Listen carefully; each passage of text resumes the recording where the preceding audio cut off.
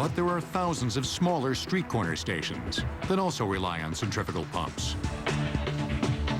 The Dresser Wayne Company, based in Austin, Texas, has been designing and building equipment for fueling stations for 115 years.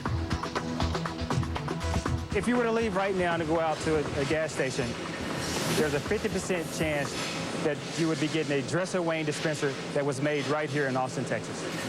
We start from the ground up, basically building the structured frame with side columns, and you've got all the sheet metal around it and all the electronic components.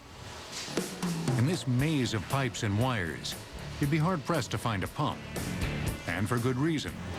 The so-called gas pump that you hook up to your car isn't really a pump at all. There's a misconception that the gas pump that you use is actually pumping the gas into your car.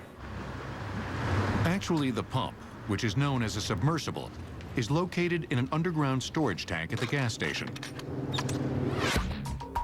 In a submersible pump, the pump and its motor are joined together in a hermetically sealed housing. This allows the unit to be immersed in liquid. When the customer selects a grade of gasoline, the pump's motor turns on, rotating a rod which spins an impeller. The spinning of the impeller draws gasoline from the underground tank and through a pipeline to the dispenser. The nozzle, which most people believe to be the pump, is actually a valve. When it's opened, the pressurized gasoline flows freely into the gas tank. The main role of the dispenser, that familiar monolith that houses the nozzle, is to calculate the volume of gasoline passing through it. Once the fueling comes from the submersible pump, it's going to come up to the ammeter, and it's going to account for every drop of the fuel that comes through the dispenser. The fuel dispenser meter consists of two pistons attached to a crankshaft. With each cycle, the pistons move a precise amount of gasoline through the dispenser. The rotating crankshaft triggers sensors that transmit pulses to a central processing unit. Each pulse represents a measured amount of gasoline, which the CPU translates into a digital number that's displayed on the dispenser.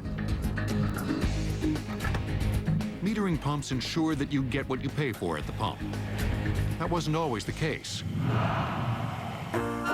In the early 1900s, figuring out how much gas you were pumping was more of a guessing game.